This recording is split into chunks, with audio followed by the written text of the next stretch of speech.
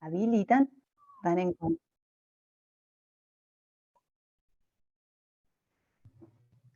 Bueno, buenas tardes a todos. Muy bienvenidos a Semana UNIPE en versión invierno 2023. Es en principio un gusto poder abrir una mesa que retoma la problemática del espacio público y la educación física.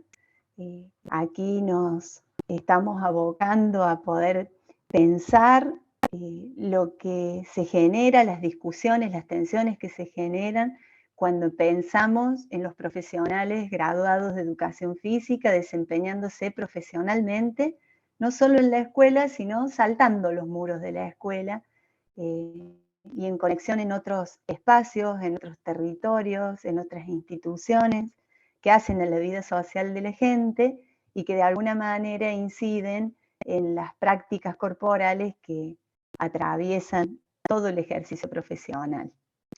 Así es que, bueno, en principio agradecer a UNIPE, la Universidad Pedagógica Nacional habilita espacios como estos, plurales y federales, que se ven reflejados en la mesa que hoy tengo el gusto de coordinar, donde vamos a escuchar a 4 panelistas de lujo que reflejan pertenencia a Buenos Aires, en el caso del profesor Pablo Braga, en el caso de Río Cuarto, el profesor Jesús Holguín, de Colombia, el profesor John Quintero, y en el caso de Brasil, la profe Iliana Wenetz. Así es que es comentar cuál va a ser la dinámica que vamos a llevar. La dinámica está pensada para la mesa en 2 momentos. En un primer momento, los panelistas van a presentar sus preparados, sus escritos, y luego que van a contar con unos 10 minutos cada uno, entre 10 y 15 minutos cada uno, puede que algún minutito más se postergue, pero la idea es que lleve esto alrededor de 1 hora de presentación y luego 1 hora para la discusión. Por lo tanto, les pedimos al auditorio que vaya anotando las preguntas que van surgiendo, las inquietudes o los pedidos de ampliación para poder iniciar el diálogo en la segunda mitad de la charla. Más que agradecida a los profes que están participando del espacio, que ya estoy viendo, hay posgraduados, hay posgraduandos, y eso es muy interesante para la producción del campo. Profes, voy a compartir en el chat el enlace para que puedan ir completando para obtener la certificación de la participación en la mesa. Esto en el caso de quienes están asistiendo a este momento. Y sí, ya para entrar en clima, contarles que lo que inspira esta mesa es precisamente la saturación de los laborales en el ámbito de la educación física formal, ¿no? La escuela, en los jardines de infantes, en las universidades, se saturan, al menos en nuestro país ha empezado a pasar esto, y se han abierto un montón de otras oportunidades laborales en otros entornos, que pretendemos darle entidad con las presentaciones de los profes. Hemos de alguna manera acordado con ellos 3 preguntas que de alguna manera orientan las presentaciones y orientan las discusiones que también se pretenden de aquí para adelante. Por un lado, ¿qué investigación has hecho o has realizado? ¿En qué espacios públicos les preguntamos a los profes, ¿no? Por otro lado, ¿qué resultados de investigación han dado continuidad o tienen pensado darle continuidad y por qué o para qué? Y en tercer lugar, ¿qué tensiones generan esos resultados en la formación inicial de educación física? Pues son como los 3 ejes que hemos como pensado. No necesariamente las presentaciones van a atender directamente estas 3 preguntas, pero de alguna manera han inspirado. Y ya sin más, quiero presentarles a la profesora doctora Ileana Wenetz, que es licenciada en Educación Física por la hoy Universidad Provincial de Córdoba, el antiguo Instituto Provincial de Educación Física de Córdoba, Argentina. Es especialista en Pedagogía del Cuerpo de Salud por la Universidad Federal de Río Grande do Sur, magíster y doctora en Ciencias del Movimiento Humano por la misma universidad y postdoctora por el Programa Interdisciplinar de Ciencias Humanas de la Universidad Federal de Santa Catarina. Hoy es profe del grado y el posgrado de la Universidad Federal de Espíritu Santo, y es un gusto compartir con ella espacio, porque y no solo integra laboratorios de estudio en educación física, sino que también materializa la intención de vincular instituciones de Argentina y de Brasil. Así es que le damos bienvenida a la profe Ileana. Silencio yo mi micrófono y te escuchamos, querida profe. Bueno, gracias, Ivana. ¿Me escuchan bien? Que se estaba cortando un poco para mí el audio de Ivana. Sí. Bien. No, a vos te escuchamos bien, Ileana. A Ivana le escuchábamos cortada, un poquito, no Entonces tanto, pero estamos a vos bien. iguales. No, entonces estaba preocupada con la conexión aquí. Bueno, gente, un gusto muy grande poder encontrarlos a pesar de virtualmente, pero por lo menos virtualmente, ¿no? De poder encontrar compañeros y colegas de trabajo de otros lugares y con temáticas siempre afines, ¿no? Ustedes van a ver en la presentación que yo tengo de que en realidad yo no elegí el espacio fue una cuestión, una categoría que se colocó en mis investigaciones, ¿no? Y a pesar de eso fue mucho más productivo de lo que parecía en un comienzo.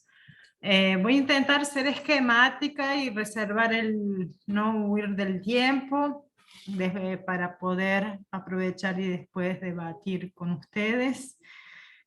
Para hablar con ustedes, Ivana nos sugirió, hizo la sugestión de 3 preguntas, ¿no? Entonces, ¿cuál investigación he realizado con la cuestión del espacio público? Y les cuento que tengo 3 o 4, digamos, que atraviesan las cuestiones del espacio. La primera fue mi tesis de doctorado, la cuestión del espacio público en la ciudad de Porto Alegre, en el sur de Brasil.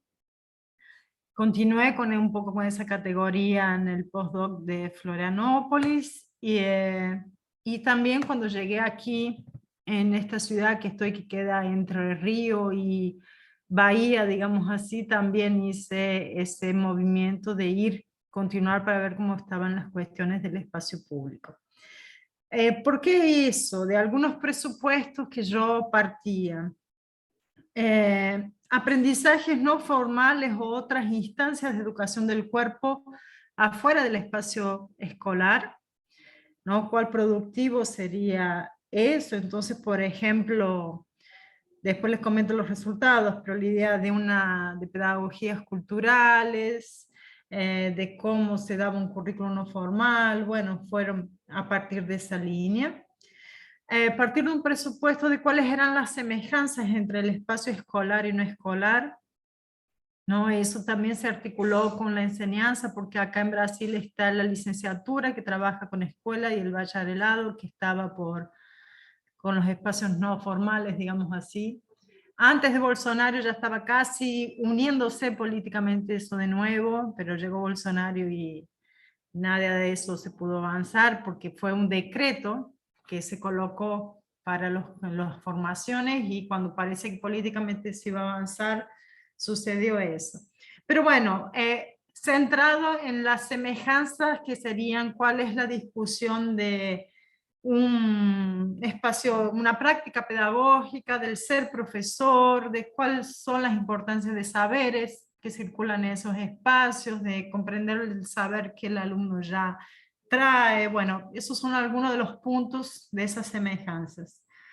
A partir de las relaciones entre el espacio de juego y de niños, ¿no? Cómo operaba la lógica de las canchas, de las cuadras, del espacio de la naturaleza o sin marcación. Y partiendo de un presupuesto de que los niños realizaban muchas actividades físicas en muchos espacios y muchas actividades lúdicas en muchos espacios. Esos fueron algunos de los presupuestos.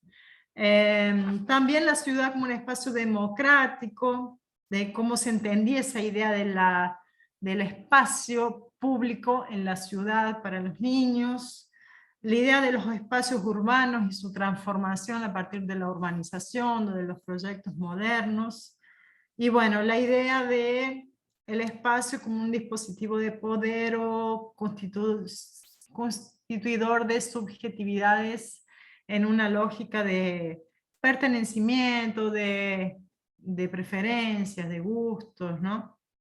Y bueno, ya en la primera investigación en Porto Alegre, yo verifiqué que los niños no realizaban actividades físicas o lúdicas en el espacio público, y eso se tornó un gran problema en el momento. Los niños realizaban poca o casi ninguna actividad física, y menos en los espacios públicos, y lo que me llevó mucho a un debate de esa ciudad y cómo se daba ese espacio, o cuál infancia se entendía, ¿no? Y cómo se organizaba eso. Entonces me llevó a una discusión mayor de esa ausencia del espacio urbano para los niños y cómo se daba esa sociabilidad de ellos, y cómo se podría construir una relación de pertenecimiento, de localización, si yo no transitaba por los lugares, si yo no andaba por los lugares y no jugaba en los lugares. Entonces no era raro bajar un niño en la escuela de un árbol porque se subió y no sabía bajarse, ¿no? Recordando que Brasil tiene una arquitectura, dependiendo de las regiones, de muchos edificios y pocas casas, ¿no? Lo que no hace gran diferencia si no tengo plazas o espacios urbanos para que los niños jueguen, pero bueno, y si no se organiza esta ocupación de ese espacio, ¿no? Eso tuve en la primera investigación. Y de ver un poco cómo esos saberes circulaban entre, cuando hablé de pedagogías culturales, la idea como algunos saberes circulaban entre los muros de la escuela, ya había aparecido en la disertación. Entonces, ¿qué sabíamos o qué aprendíamos en los momentos no formales y cómo eso circulaba de alguna forma en otros espacios, en música, en dibujos, en el espacio público y así?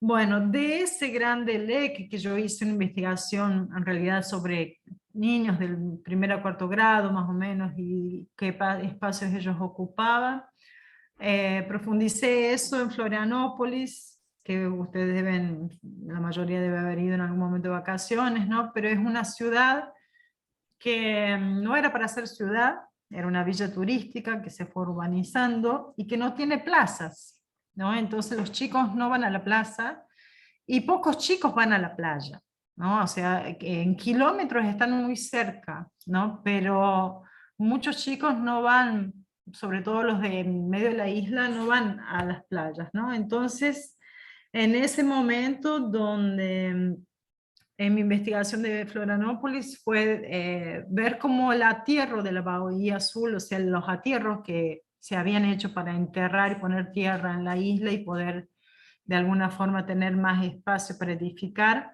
habían modificado la vida de remadores, de pescadores y de los propios niños en los espacios de juego, ¿no? Hoy Floripa es una ciudad que está de espaldas para el mar, y que tiene una área que justamente esa área de la tierra no fue que queda un área frente al mar. Si ustedes ya fueron, es el sector que queda entre el aeropuerto y el puente grande.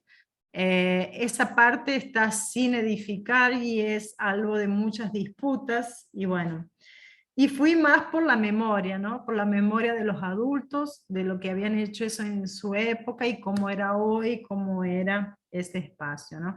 Y cuando llegué aquí en Victoria, es una ciudad, digamos, semejante a Floripa, pero tiene plazas, no una cultura de ir a la plaza, como en Porto Alegre, como tiene en Argentina, ¿no? De que uno va a tomar mates, pero era un poco esa lógica y hice un mapeamiento de esos espacios para ver si esos resultados de alguna medida se repetían o no en esta población, sospechando que se repetirían, ¿no? Pero bueno, necesitaba datos concretos para ver eso. Entonces, ¿cuáles eran las plazas? ¿Cuáles los espacios que circulaban? Si los niños ocupaban o no. Y de alguna forma el proceso civilizador y de modernización que había visto en otros momentos se recuperaba y se constituía, digamos, un continuo, ¿no? Acá también sucedían los mismos hechos. Yo estoy en un campo que es muy verde, muy cerca de una avenida de la ciudad y la gente no viene a correr en el campus, por ejemplo. Hay muy poca gente que viene a pasear con el perro acá en la facultad. Implementamos para las prácticas de la enseñanza del bacharelado, que en espacios no formales, proyectos de recreación, los sábados a la mañana y difícilmente teníamos público. Ahora, después en el tercer o cuarto año ya estamos teniendo un público un poquito menos tímido, ¿no? No hay una cultura, la gente no sabía que puede entrar, no sabía que podía pasar y no había una cultura de ocupar esos espacios. Entonces, de alguna manera eso se mantenía, ¿no? Entonces, la idea de cómo esos espacios nos van constituyendo y cómo se construye una subjetividad en relación a eso y una relación de pertenecimiento es una cuestión que me intriga, ¿no? ¿Cómo me siento perteneciente en un lugar que no sé cuidar, que no juego, que no tengo una memoria afectiva, que no me localizo, porque yo al final a la escuela voy siempre de auto y no ando, digamos, por los espacios, no circulo en alguna forma. Entonces, eso se va configurando un tipo de socialización urbana y una ciudad que no tiene espacio para los niños, ¿no? Porque el hecho de tener la plaza no implica que los niños estarán allá ocupando, ¿no? Ese espacio.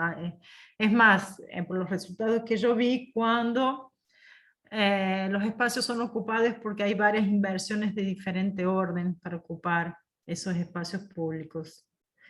Entonces ya aquí estoy entrando en la segunda pregunta, ¿no? Que Ivana me había dicho sobre los resultados de investigación y cuál continuaba y por qué. Y bueno, yo estaba pensando en esos espacios de formación y cuáles son las posibilidades para formación de los alumnos cuando llegamos a la pandemia y enfrenté dos grandes dificultades ya en sí. En esa investigación yo estaba con problema de encontrar gente o niños que dieran depoimientos o entrevistas sobre la ocupación de esos espacios que no sea intencional, o sea, que no sea los grupos de madres que yo conozco de la plaza, ¿no? que es otro tipo de inversión, digamos, pero que lo podría manipular así los datos, ¿no? Porque hay un tipo de padres que se toman el tiempo o que pueden de ir a la plaza, ¿no? Acá, y hay otros padres que no se toman ese tiempo, ¿no? O no pueden también, ¿no? No digo que los padres no quieren. Pero bueno, esta semana tuve una gran reforma ahí en la plaza que llevo a mis niños a jugar, y pusieron otros juegos, le cambiaron el piso, sacaron la arena, pusieron ese piso nuevo que se pega todo, bueno, y que drena el agua. Y ahí empezaron a aparecer vecinos que nunca vi en 3 o 4 años, o sea, gente que nunca iba a la plaza, ahora está apareciendo en la plaza, ¿no?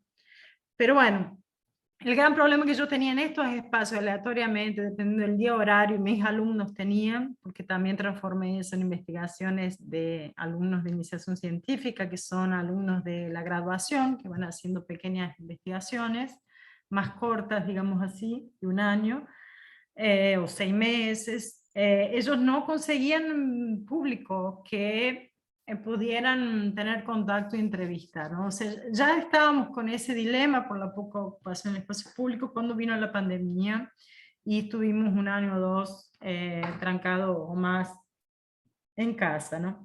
Entonces eso me llevó también a ir pensando en la cuestión de la formación, ¿no? Ya venía pensando en la posibilidad de cómo pensar esos espacios cómo esa reflexión de esa infancia, de ese espacio, de esa poca experiencia o de esa poca habilidad que los niños tenían, cómo era un reflejo en los espacios que los chicos enseñaban, ya era, digamos, un puntapié que yo lo pensaba con la cuestión de la formación. Y ahí pasé a pensar las cuestiones en cómo aparecía eso en la formación de los profesores, ¿no? Un dato que no coloqué es que también yo trabajo con cuestiones de género y sexualidad y cómo los géneros van mapeando diferentes actividades, digamos, posibilidades de experiencias, ¿no? Eso ha sido una línea que yo trabajo siempre. Y bueno, aquí en la época, además de la pandemia, época Bolsonaro, nuestras investigaciones prácticamente fueron paradas, ¿no? Fue muy difícil hacer investigaciones de esas temáticas aquí. Fue un ejercicio de resistencia y yo tuve varias investigaciones paradas por algún momento que dependían o que tenían diálogo con la Secretaría de Educación o con los espacios de formación, o sea, los espacios formales. No me negaban la investigación, pero tampoco tenía acceso a los datos. Tampoco mis alumnos podían ir a hacer las búsquedas, le pedían las palabras claves y ellos mandaban los documentos que serían de formación, por ejemplo. Tampoco me autorizaron la investigación, pero cuando necesitaba pasar un cuestionario online no era replicado, no era enviado o no tenía retorno, ¿no? Entonces, eso fue un ejercicio de más de 2 años aquí en Victoria por lo menos, y entonces eso me llevó a ver. Yo quería mapear en esa época cuáles eran los documentos de formación de los profesores, cuáles eran las temáticas, cómo que entraba esta cuestión del género también, y eso se tornó un problema. Resumiendo entonces esa idea de esas investigaciones y cómo se da o no esa atención sobre la formación inicial, yo estoy actualmente con 2 grandes proyectos, digamos así. Uno que ve las cuestiones de las memorias y las vivencias en la ciudad, cómo se da el espacio lúdico y las cuestiones de género que se van atravesando en esos procesos. Y un segundo que habla de los procesos formativos de los profesores y los diferentes modos de existencia que ellos tienen. Y en este proyecto puede ser la cuestión de una escuela como un espacio formativo o no está así, no es un requisito. Y en yo estoy con 3 frentes que preciso cerrarlas y no en 3 porque son muchas, pero bueno. Una que habla sobre lo que se entiende en las prácticas innovadoras, o sea, qué aquello que el profesor hace o cuáles estrategias el profesor establece para poder dar clases y para poder trabajar, no necesariamente con el título de innovador. Él puede pensar que es algo de todos los días o que todos lo hacen, pero puede venir a ser una práctica de resistencia o innovadora. En las cuestiones de género han entrado mucho en eso, por ejemplo, los profesores no estaban trabajando con esas temáticas, ¿no? Sea por formación o sea por la cuestión política. El segundo frente, las políticas educacionales para la población transexual y cómo que se da eso en los espacios de formación y en las memorias de la ciudad y en la memoria de la educación física. Y la última frente, que es la que venimos trabajando con Ivana, que estamos abriendo ahora, un poco cómo se da las mujeres docentes en la educación física y sus universitarios, sus memorias y su implementación dentro de esos viajes, ¿no?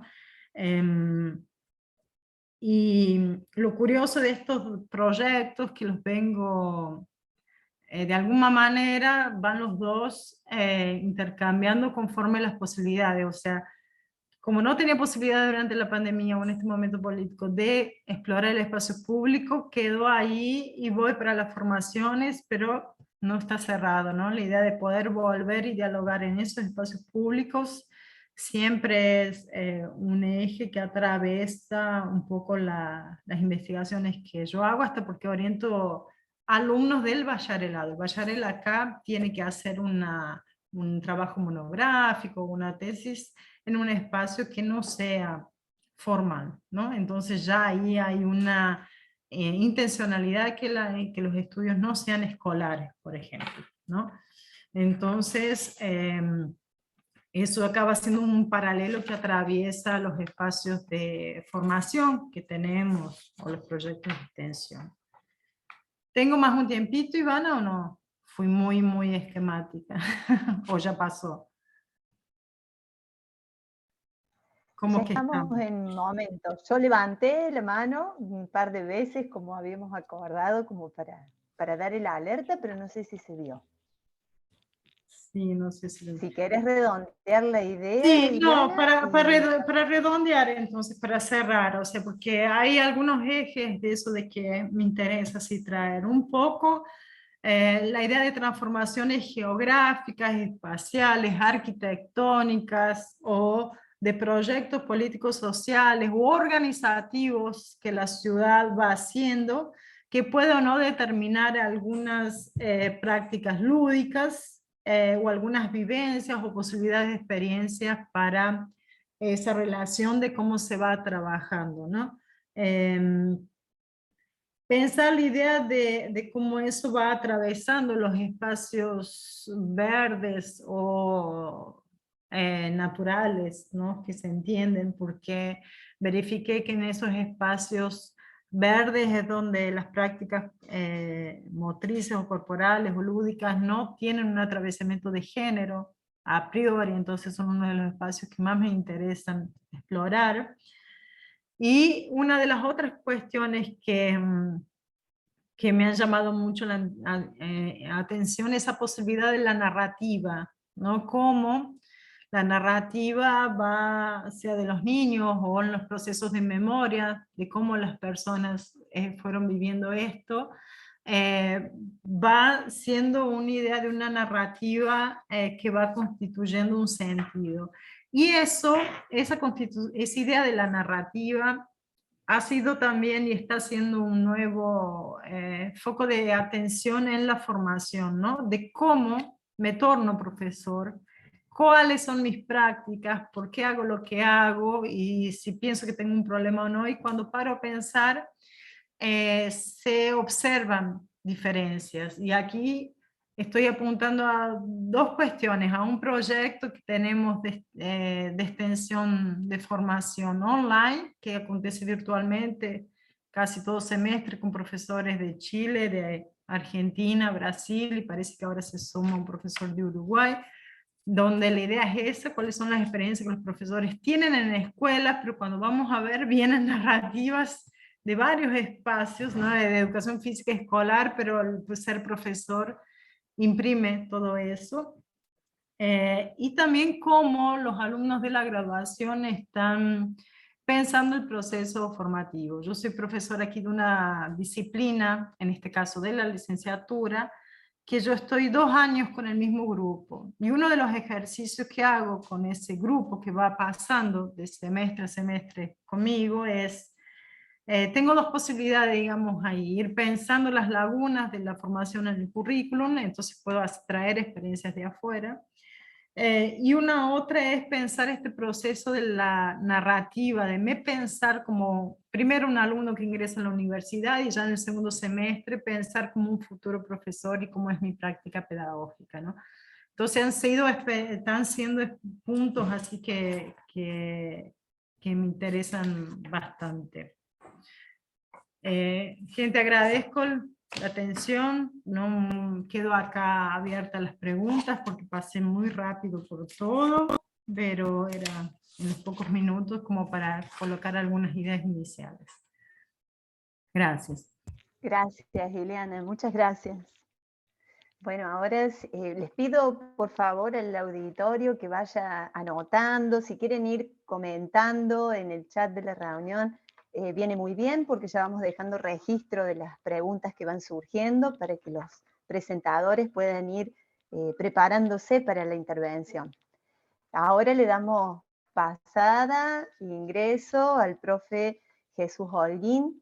Es profesor licenciado en Educación Física y docente por la Universidad Nacional de Río Cuarto, en el profesorado de Educación Física y en el profesorado de Educación Inicial en las asignaturas de juego. Es integrante del programa de investigación Juego y Deporte en la Sociedad y es para mí un verdadero gusto que esté el profe porque con él trabajo y comparto muchos días de mi vida. Así es que ahora escuchamos al profe. Bueno, un gusto a todos y gracias, Ivana, por la presentación. ¿Se escucha bien? Perfecto. Bueno, entonces comienzo. Bueno, en primer lugar, lo que vengo a presentar acá para saltar los muros, como dice la mesa de la escuela y caer al espacio público, es mi tesis de licenciatura, mi trabajo final de licenciatura, que fue el estudio de 2 plazas de la ciudad de Río Cuarto. ¿Cómo surgió este interés? En realidad, atravesamos varios proyectos de investigación con Ivana, en el estudio del juego, pero transitando los espacios siempre me llamó la atención por qué las personas habitan estos espacios públicos. Y por qué habitan más a algunos que otros. Entonces eso me llevó a hacer este estudio, que el objetivo general era conocer cuáles son los atributos de las plazas públicas que los usuarios reconocen importantes para apropiarse de él. Entonces conocer estos atributos me parecían muy interesantes. Ese era el objetivo principal. Teníamos objetivos específicos, que era identificar si el municipio de Río Cuarto tenía una planificación para realizar los espacios públicos, cuál era el proceso para realizarlos, qué actividades se realizaban los ciudadanos, y también cuál era la relación entre el espacio y los habitantes. A raíz de esta investigación y de la lectura constante y asidua, se pudo ver que la conceptualización del espacio público tiene un abanico enorme, digamos. Varias ciencias, disciplinas conceptualizan el espacio, y para tomar la investigación decidí abarcar lo mayor posible en lo conceptual, porque si no era dejar afuera rasgos particulares del espacio que eran importantes. Entonces encontramos autores que toman el espacio público desde de lo jurídico, digamos, viendo al municipio como perteneciente, como el espacio público perteneciente al municipio, que es el encargado de crearlo, custodiarlo, pero también autores que ven al espacio público con una interacción con el habitante, digamos, crea una relación, casi como hablando de campo, de Bourdieu, el concepto de campo, que es una estructura estructurante estructurada. Bueno, el espacio público vendría siendo algo similar, es una estructura que estructura al habitante, pero a la vez que es estructurada por el habitante. Entonces tenemos varios autores, varios conceptos, disciplinas, que toman el espacio público. Para ir entrando a la investigación, lo que elegí fue el estudio de 2 plazas de la ciudad, que para mi entender al principio eran totalmente antagónicas. Una era la Plaza de la Juventud, que está localizada en el centro de la ciudad de Río Cuarto, a una cuadra del centro geográfico. ¿Cuáles son las características, digamos? Esta plaza está rodeada por numerosos comercios, instituciones gubernamentales, centros de traslado, digamos, lugares para tomarse remises, taxis, colectivos, y también habitada por numerosas personas. Cuando se pasa por esa plaza se ve numerosa cantidad de personas, de diferentes edades y géneros. Y por el otro lado, encontramos la Plaza de los Monoblocks, o Plaza de la Vecinal Agustina, no tiene un nombre definido, por eso doy varios, que era una plaza periférica, ubicada en la costa norte del Río Cuarto, cuyo mantenimiento estaba prácticamente realizado por los vecinos. El último mantenimiento hecho por la municipalidad había sido una década atrás. a la investigación.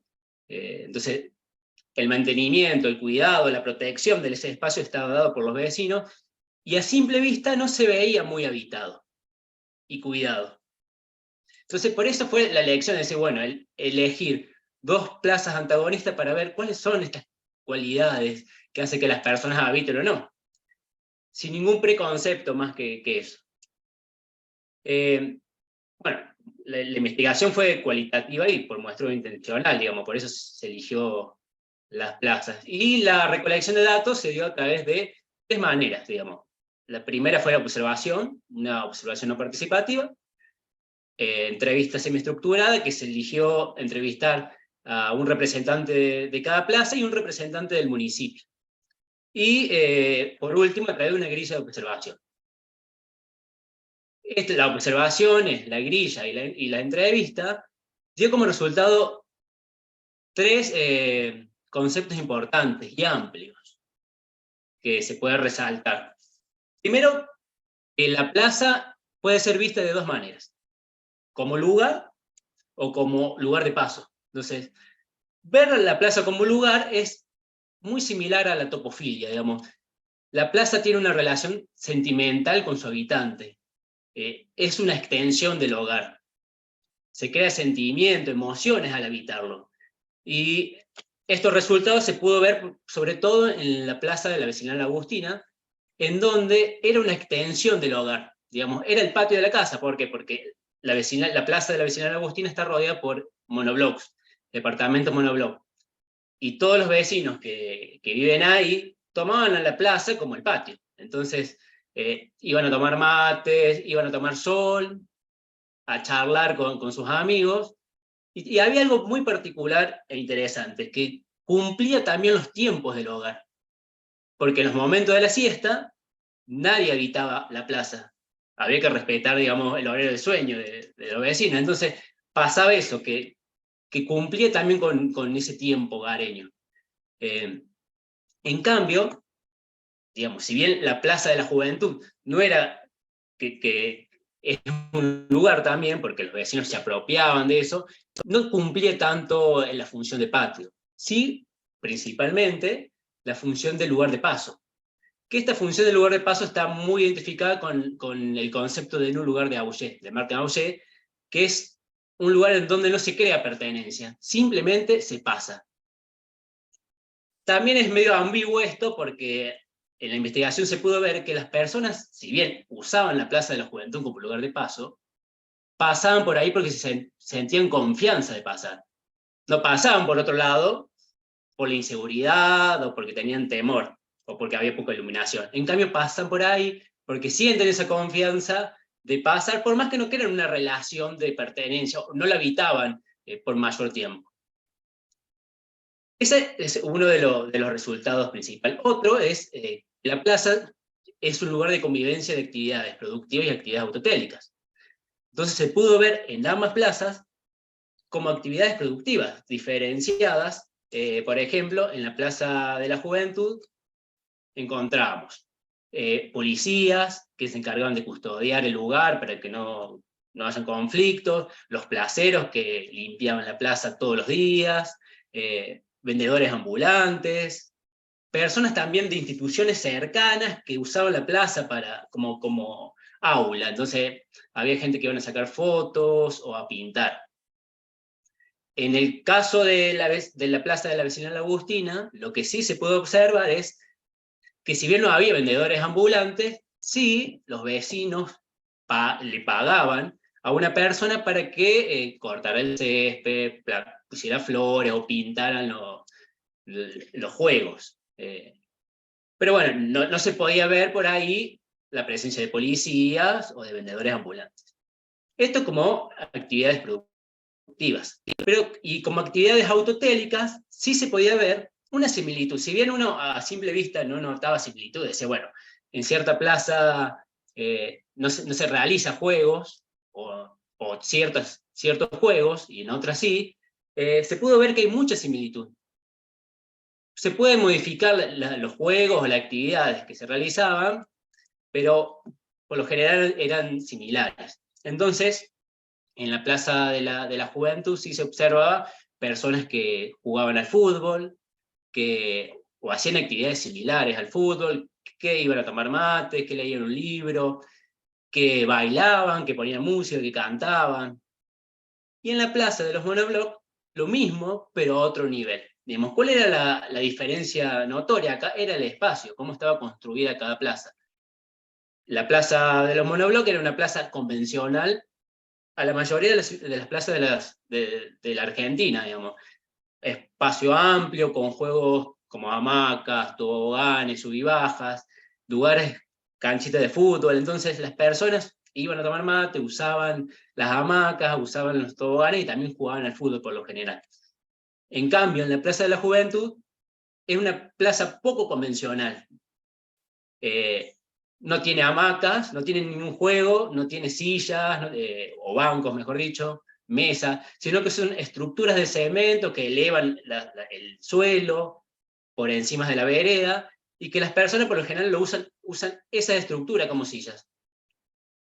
Como les dije antes, uno pensaba que no se realizaban estas actividades lúdicas en la Plaza de la Juventud, pero a raíz de las observaciones se pudo ver que también se realizaban, también se hacían actividades relacionadas al deporte, como el fútbol, como el vóley, como les dije, cantar, bailar, tomar mates, eran actividades que surgían ahí. Y por último, uno de los resultados es ver a la plaza como negada y a la vez una plaza que niega. Y cuando se habla como plaza negadas, es ver la plaza negada desde lo arquitectónico. ¿Por qué desde lo arquitectónico? Porque se pudo ver que el municipio no tenía una estructura para armar las plazas en su función. Se armaba como se podía o como el trabajador municipal del momento quería armarla. No se estudiaba los intereses de los vecinos, de los habitantes para convencionar. Y también desde lo arquitectónico, porque si bien, por ejemplo, la Plaza de la Juventud sí fue creada arquitectónicamente por un arquitecto, no hubo tampoco un estudio de los intereses. Se dejó afuera varias personas que pueden habitarla a través de su estructura, digamos. Personas con discapacidades o mayores simplemente, les cuesta habitar esa plaza por los diferentes desniveles que posee. Pero a su vez, se pudo ver también que la plaza niega. ¿Y qué niega? Las clases, las contraculturas, los cuerpos. Esto se pudo ver sobre todo en la Plaza de la Juventud, donde a través de las diferentes entrevistas sale el dato de varios conflictos entre diferentes clases sociales. Y miren esto, se llama Plaza de la Juventud. Ya acá hay una negación del resto de las edades, digamos, de los infantes, de los mayores, de los ancianos, por el simple hecho del nombre, pero a través, como ya le dije, de la estructura también. Por eso el resultado de destacar esto, la negación de los cuerpos, de la contracultura y de las clases. Esto fue un estudio que me llevó un par de meses a realizar, y que deja abierto también la investigación a futuro de una tesis de maestría del presupuesto participativo y del espacio público del presupuesto participativo. ¿Por qué el presupuesto participativo? Porque a través del análisis del proyecto de investigación que Ivana nombró, se pudo ver que el espacio público tiene un gran interés por las personas, por los ciudadanos de Río Cuarto, y hay muchos proyectos participativos que presentan la modificación de algún espacio público. Digamos, casi el 50% de los proyectos participativos que se presentan se corresponden a la modificación o a la creación de algún espacio público. Eso es más o menos la presentación que quise hacer, espero que se haya entendido bien.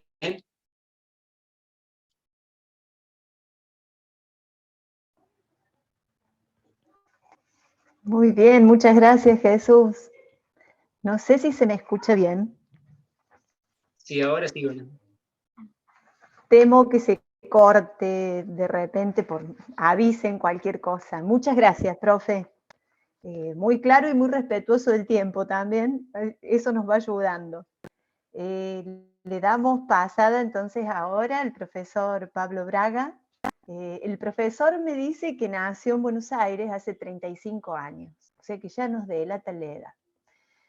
Allí se recibió de profesor de Educación Física en el Instituto Superior de Educación Física Romero Brest, el primero de nuestro país, y forma parte de programas y proyectos relacionados a lo social y lo comunitario, desde el Estado y desde organizaciones no gubernamentales.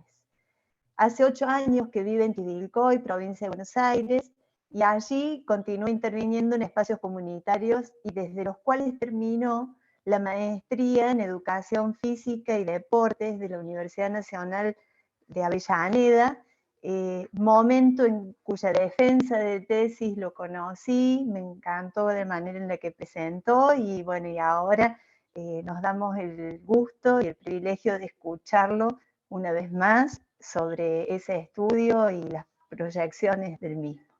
Así es que bienvenido, profe Pablo, te escuchamos. Bueno, buenas tardes. Me di cuenta hace un ratito que me salté los muros también para presentarme y me presenté todo lo que hago por afuera de los muros y no dije nada de adentro de los muros. También soy docente del profesorado de Educación Física de acá de Chivilcoy, pero lo salteé. Evidentemente me gusta estar más del lado de afuera que del lado de adentro. Me pareció interesante. Bueno, obviamente, gracias por la oportunidad de sumarnos a esta mesa y que existan estos espacios de intercambio. Me parece que son súper necesarios. Voy a tratar de respetar los tiempos. Lo intenté, creo que me queda bien. En líneas generales, mi trabajo de final integrador tiene que ver con un recorrido que arrancó como preceptor, o sea, como siendo parte de ese lugar que es no formal, que es un hogar de abrigo de niños de la ciudad de Chivilcoy.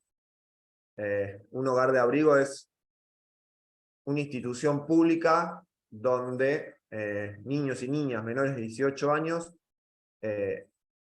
cumplen medida de abrigo. Medida de abrigo es cuando la justicia determina que en sus núcleos familiares ha habido vulneración de derechos y que no pueden continuar viviendo en esos hogares y que tampoco hay hogares de referencia cercanos donde los puedan habitar.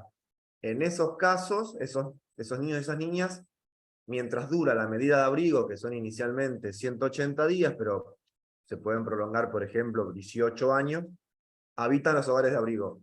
En el año 2016, cuando me mudo a Chivilcoy, me toca, o elijo, mejor dicho, como trabajo ser preceptor durante casi un año,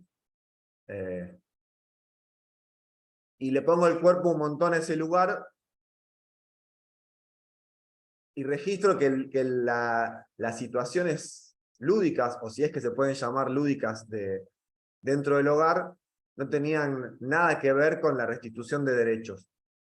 Y como a la par de ser preceptor, iba cursando la maestría, iba teniendo que definir mi trabajo final, mi tesis, creo que un poco lo emocional me llevó a tratar de pensar un espacio que favorezca o que colabore con la protección de derechos y el juego en tanto derecho ahí adentro, ¿no? De ese hogar.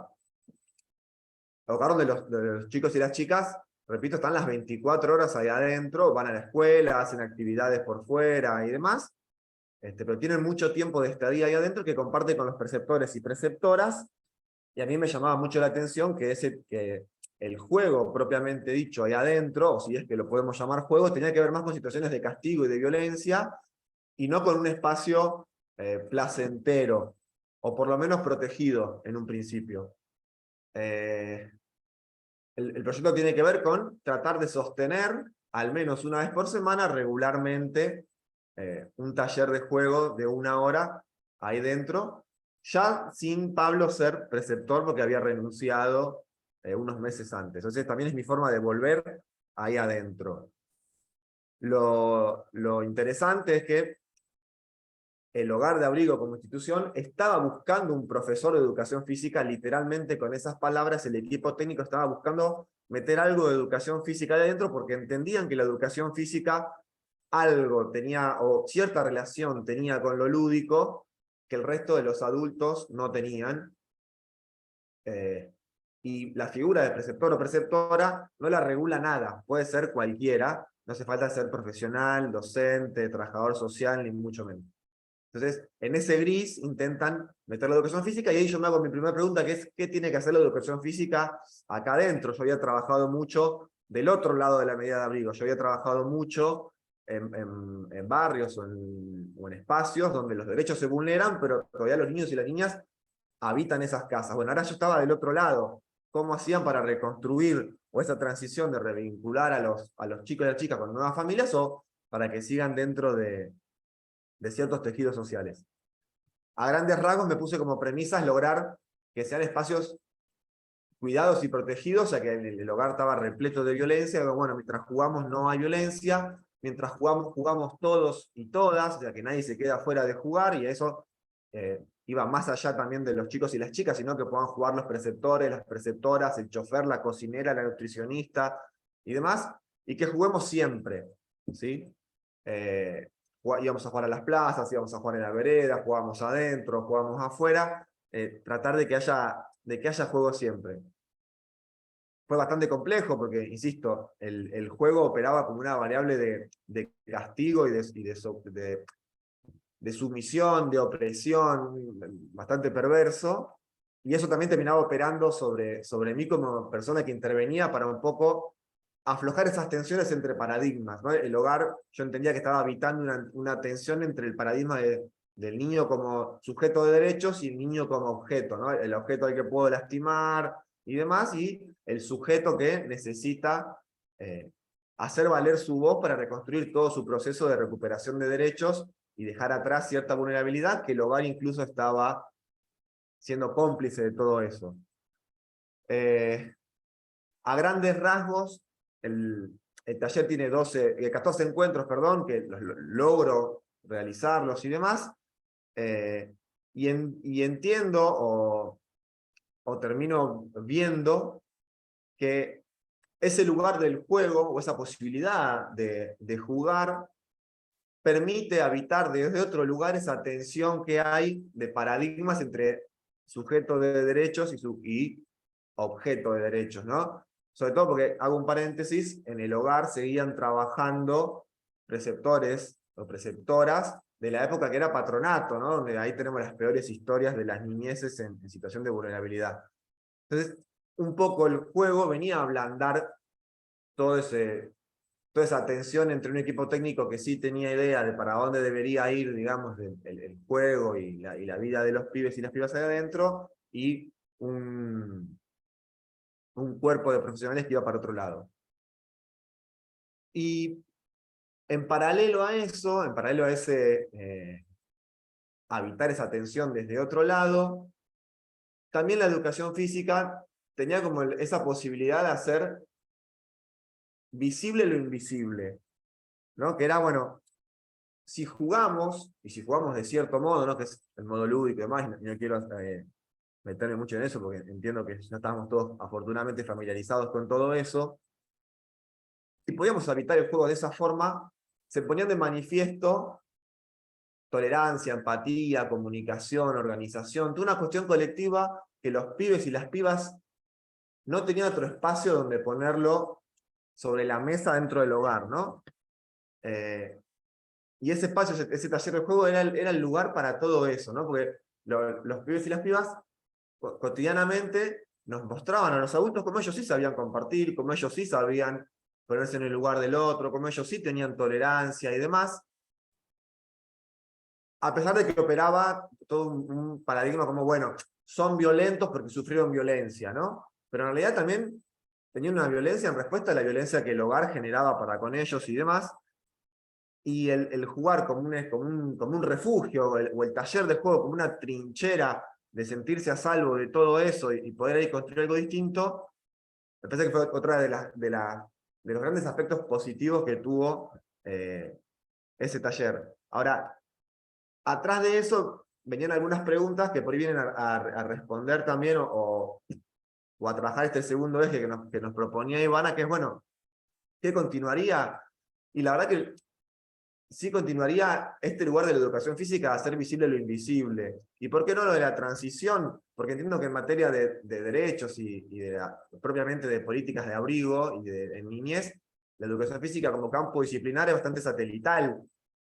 Está buenísimo que nos convoquen, ojalá a largo plazo los profesores de educación física seamos parte de los equipos interdisciplinarios de los hogares de abrigo y para trabajar en niñez, en salud y en un montón de campos. No sé si es el momento todavía, está buenísimo que nos dejen la puerta abierta, pero sí me parece que tenemos que tomar esa invitación de que podemos hacer visible lo invisible, aunque a muy poca gente le importe, porque ahí tiene la traba o la dificultad que encuentro, es que hay una demanda, o sea, lo hegemónico no es eso, claramente está. Me pasa trabajando en el profesorado de educación física, que por ahí la demanda más espontánea de los estudiantes o de los diseños curriculares es dar respuesta ya o mostrar cosas verificables enseguida. Entonces, si yo quiero trabajar la empatía, la tolerancia, la organización, lo colectivo, la comunicación, además de que es difícil de medir, no es tan instantáneo. Entonces, no hay cátedras que apunten a esto, por ejemplo, y los espacios que se van ganando tienen que ver con luchas personales de cada docente, si elige a su cátedra, ponerle un poco del colorcito de esto, para que eso aparezca o eso exista, o la mirada social o la mirada comunitaria, salir de afuera de digamos, de los muros, es bastante complicado, es bastante complicado. Tiene que ver más con luchas personales que con políticas determinadas. Más allá de que los diseños curriculares, por lo menos en la provincia de Buenos Aires y en Capital Federal, avanzaron un montón hoy respecto a los que, por lo menos con los que yo me formé, que ni siquiera, por ejemplo, existía didáctica en las prácticas lúdicas. Pero, por ejemplo, toda mi formación hacia lo no formal, hacia saltar los muros, tuvo que ver con espacios medio periféricos adentro de la carrera de educación física. No había una cátedra para eso. Y hoy en día, y con esto termino, me pasa que hay un ejemplo muy particular en mi profesorado, que es privado, no es público, es que tuvieron que inventar, medio tirada de los pelos, una cátedra que venga a suplir todo eso, porque si no lo comunitario o lo social no tienen dónde, se dieron cuenta los directivos que no hay mirada sobre eso y adentro. Y si vos le preguntás a los estudiantes y las estudiantes, te demandan todo lo que es funcional, CrossFit, el deporte, digo, todo lo medible, y esto nos quedó muy por afuera, pero sin embargo está súper bien ponderado cuando aparece, aunque nadie sabe bien cómo hicieron para que eso suceda, ¿no? Cuando todo el mundo habla de la alegría, del compartir, y sobre todo nos pasó la pandemia, el mundo en guerra, todo el mundo habla de Ucrania, un montón de cosas, pero nadie sale nadie sale a buscar adentro de educación física qué hay para hacer al respecto de eso. Y me parece que el espacio público, lo que contaba Ileana en Brasil y lo que contaba recién Jesús, tiene que ver con eso, ¿no? Como lo público, como la posibilidad del espacio de encuentro. Y pienso, y con esto sí de verdad que termino, en que a veces no solamente la estructura tiene que ver con que eso suceda, sino que ahí está nuestro rol como profesores de educación física de poner los ingredientes o las cuestiones para que ese encuentro suceda. Por más que pongamos trepadoras o demás, son cosas muy individuales que no lo hacen al otro vincularse con el que está al lado. Digo, hace falta quizá otra mirada adulta o favorecer o poner ciertos ingredientes desde lo humano, desde lo profesional y desde la educación física para acompañar esos procesos en lugares que a veces están arrasados o que a veces hacen todo lo posible para que nadie se encuentre.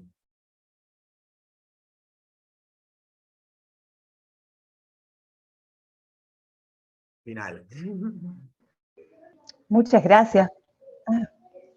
Muchas gracias, Pablo. Creo que va despertándose de alguna manera aquellas indagaciones, aquellas cosas que van movilizando en el auditorio.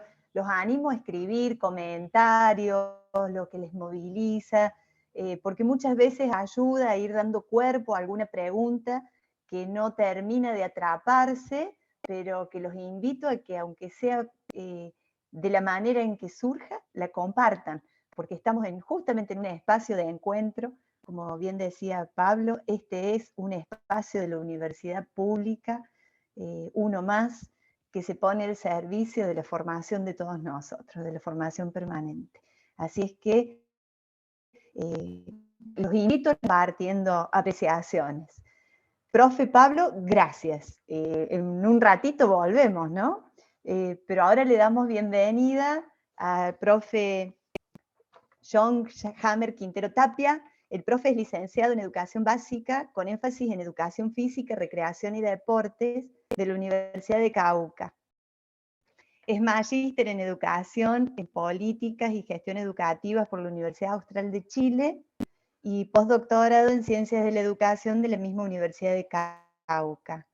El profe tiene ricos y variados antecedentes respecto a la evaluación y dirección de publicaciones y de proyectos, con lo cual a nosotros nos va a enriquecer tremendamente con su presentación.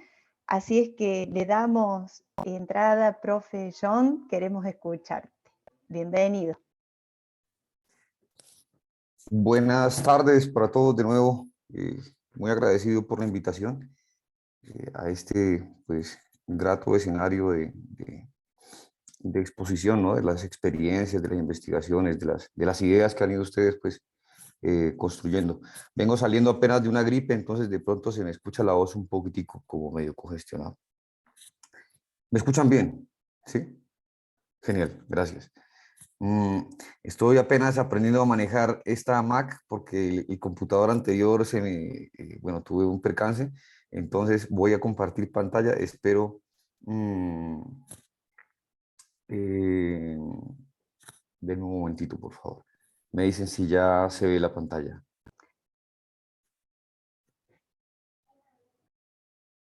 Todavía no se ve, John, y puedo ofrecerme para proyectar tu presentación si Mejor. te resulta más cómodo. Listo, listo, perfecto. Sí, me está pidiendo configuraciones por acá. Entonces,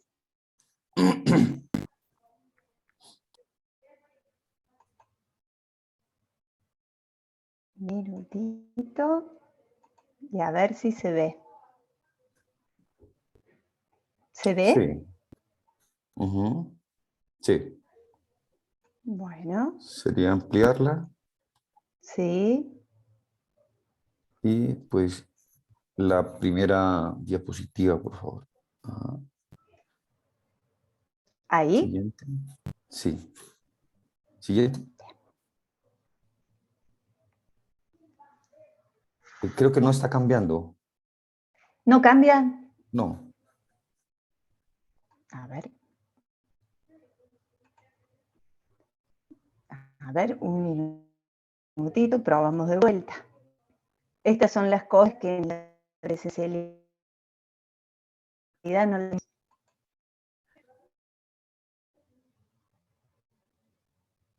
Perfecto. ¿Esa, Ahí sí ya. profe?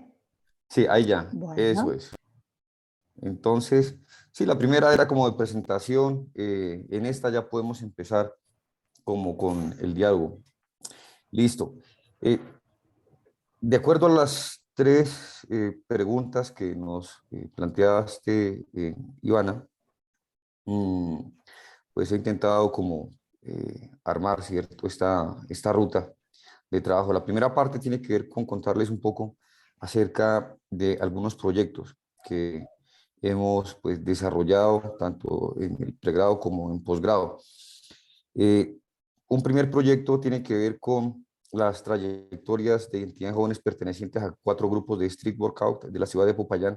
Lastimosamente, pues no les pude compartir, pero tenía las fotografías de los 4 escenarios donde se desarrolló este trabajo y digamos que nos permitió, ¿cierto?, comprender cómo estos jóvenes se adscriben a distintos grupos por determinadas características, cómo también se estructuran esos grupos que tienen, por ejemplo, distintas jerarquías, influencias particularmente de los amigos. Son jóvenes que se inician en esta actividad y luego uno los observa tomándose los semáforos de la ciudad, cosa que pues es bastante llamativa porque pues en términos estéticos son, cierto, digamos como súper atléticos. Entonces, mucha gente hoy por hoy está como en la idea de practicar street workout. Tengo amigos de mi edad que han empezado a practicar, a tomarse este tipo de escenarios públicos, ¿sí? Entonces, es bien, fue de mucha enseñanza este proyecto. Luego podemos a través de preguntas si quieren pues explayar un poco más. Un segundo proyecto tiene que ver con las trayectorias de identidad en jóvenes que practican actividades asociadas a riesgo y la aventura, downhill, específicamente en la ciudad de Popayán. Aquí vemos que el espacio público cambia y es que los muchachos, esta es una ciudad relativamente mediana, no tan pequeña, aproximadamente 400.000 habitantes, y es muy fácil en 10 minutos estar como en las zonas periféricas donde uno puede ir a trotar, hacer running, hacer ciclomontañismo, pero hemos encontrado hoy por hoy muchos jóvenes que están practicando este deporte, que es el downhill, descenso, ¿cierto? Entonces, niños, adolescentes y algunos por los 40 y más años, hoy por hoy están también como adscribiéndose a este tipo de prácticas.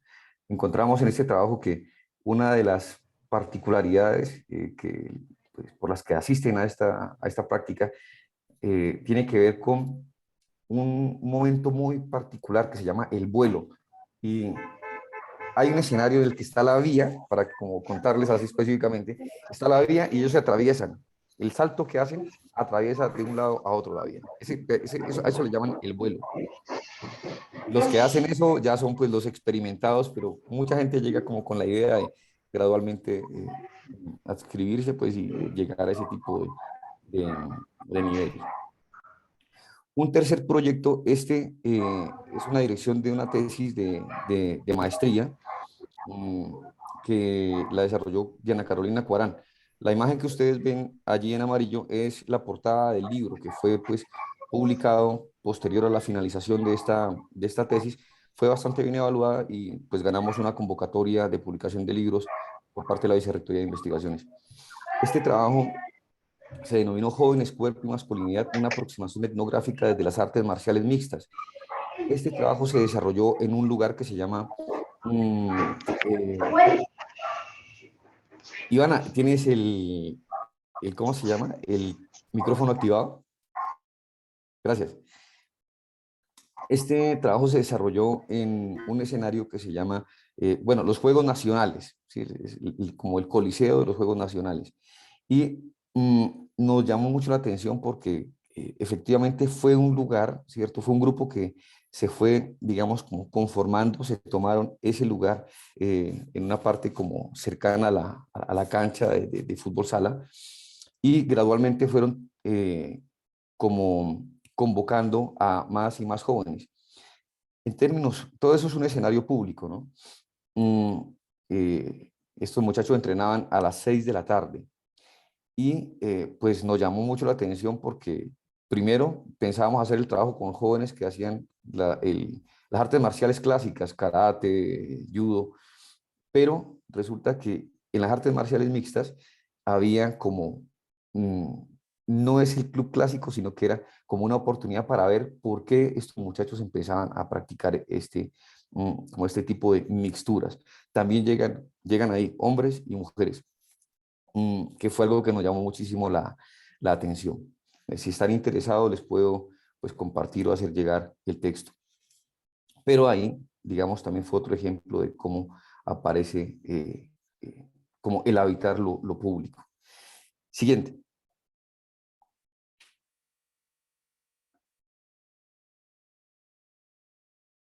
Ajá, eso es. Aquí tenemos dos proyectos más, uno que se llama Educación para la Construcción de Paz. Dentro de ese, se denomina así, Educación para la Construcción de Paz, propuesta pedagógica desde la educación física y la motricidad. Inicialmente lo desarrollamos en instituciones públicas, digamos a través de la educación física, en la escuela, pues, dentro, ¿cierto?, de los muros, porque hicimos un estudio previo, o más bien lideraron un estudio previo, el doctor René Hurtado con otros investigadores, en el que se hicieron unas memorias, se llaman memorias del conflicto, en niños y niñas desplazados por la violencia, por el conflicto armado que hemos tenido pues acá en el país. Ustedes entenderán que Colombia es bastante diverso y particularmente en el departamento en el que yo vivo, que es el Cauca, que está en el suroccidente, pues ha sido un departamento como bastante agobiado. Hemos ocupado lastimosamente el ranking de ser en algunos momentos ocupar el primer puesto por cantidad de hostigamientos y de, bueno, etcétera, situaciones de conflicto. Entonces, han habido desplazamientos, ¿sí? Y la ciudad ha sido la receptora de esta población. ¿A dónde llegan esos muchachos? Entonces llegan a las instituciones públicas, eh, a unas más que otras particularmente. Entonces escogimos o se escogieron esas instituciones y ahí se rastreó este tema de las memorias del conflicto en estos niños y niñas. Nos propusimos entonces no hacer un estudio clásico, digamos, posterior a ese estudio, ¿no? Decidimos no volver como a sobrediagnosticar o a describir, sino que lo que sucedió es que nos decidimos a hacer. Y por eso entonces creamos este proyecto que es de construcción de paz, propuesta pedagógica de la educación física y la motricidad. Dentro de esos estudios tenemos trabajos de grado sobre danza folclórica y contemporánea en escuelas rurales, tenemos eh, sobre el fútbol sala, sobre contenidos particulares, juegos predeportivos en la educación física, eh, eh, bueno, sobre juegos tradicionales, etcétera. Pero uno de esos estudios es el que les estoy presentando aquí, que se llama Prevención del Consumo y Estímulo de la Convivencia en deportistas del Club de Fútbol La Sierra, que es un municipio que está hacia el suroccidente, aproximadamente a 2 horas de aquí de la capital del departamento, que es Popayán. Entonces, digamos, este grupo con el que se trabajó ya tiene que ver con el escenario de lo público, pero habitamos la cancha, ¿no? Ahí ya es distinto. Y este municipio, pues también ha sido, digamos, como bastante azotado por lo que les decía hace un rato respecto pues, a temas de conflicto y como también el tema del narcotráfico, etcétera, hace que a veces los muchachos que están como queriendo eh, estar dentro del mundo del deporte también se ven con esa, ¿cierto? Con esa tentación permanente, pues, de lo que es el consumo de múltiples sustancias psicoactivas que van desde el alcohol, marihuana, cocaína, etcétera. Bueno, entonces, nuestro profesor que desarrolló el trabajo allá, bueno, mi tutoreado, pues, él observó ese tipo de problemática y entonces por ahí ¿cierto? Pues no le medimos a desarrollar este trabajo dentro del gran proyecto de educación para la construcción de paz, o dentro del macroproyecto más bien. Un último proyecto es otra tesis de maestría que se denomina Construcción de la Identidad Cultural Campesina desde las prácticas deportivas comunitarias en 9 veredas de la zona de Turminá, en un municipio que está un poco más al nororiente, que se llama Insá, aquí en el departamento del Cauca. Aquí en este proyecto pues hemos observado distintos resultados que nos han dejado así como pues muy contentos en el sentido de cómo hay una autoecoorganización por parte de las comunidades campesinas, que son muchísimas. Cuando hablamos de 9 veredas, hablamos, ¿cierto?, como de 9 pequeñas localidades y cómo se va trasladando, por ejemplo, el tema de liderazgo para agenciar, gestionar los partidos de distintos tipos de deportes para llegar, ¿cierto?, a las canchas donde, digamos, donde se organizan, que tiene que ver con lo público, pero es más rural, ¿sí? Rural y semirural. Entonces, hemos observado cómo estas, digamos, las prácticas deportivas son un factor determinante para la identidad cultural campesina, cómo se modifican, cómo ellos van modificando, ¿cierto? Estas comunidades, reglas clásicas del deporte son reglas atenuadas para que ellos puedan participar, para vincular hombres, mujeres en partidos, por ejemplo, de fútbol sala o de fútbol y bueno, etcétera, otra cantidad de prácticas. Siguiente. Con eso que les he planteado un poco que tiene que ver como con los proyectos, entonces nos vamos al segundo punto. La siguiente diapositiva, por favor, Ivana.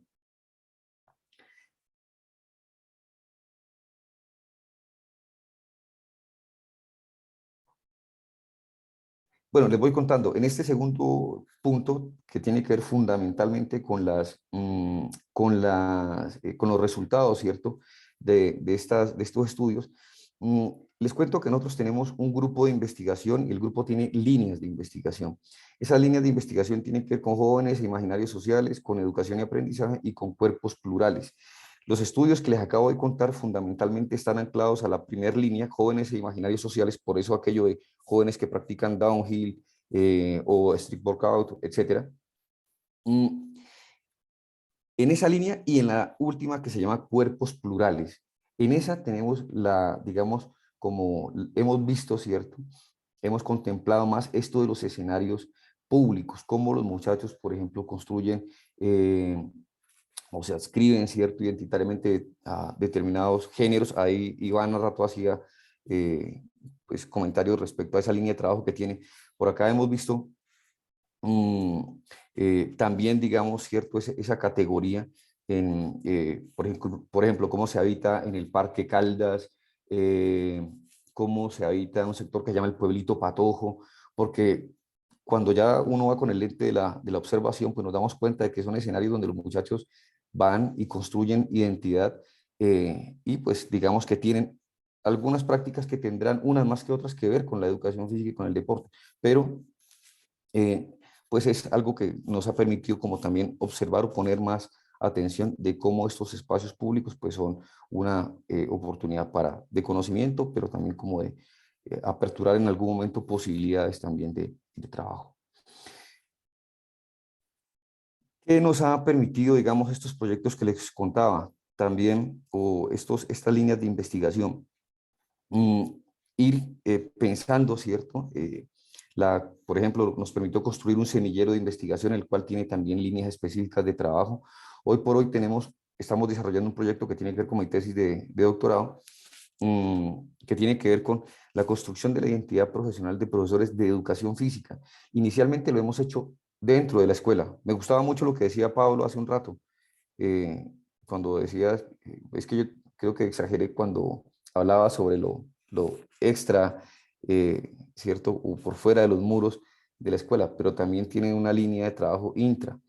Entonces, la idea es que por ahora trabajemos con profesores que están en el área de la educación física, pero estamos proyectando trabajar con los entrenadores, estamos proyectando trabajar, digamos, con profesores que se dedican a este otro tipo de escenarios que no tenemos esa información. Muchos de ellos son licenciados, pero no se definen, digamos, como licenciados, se definen más como entrenadores, ¿sí?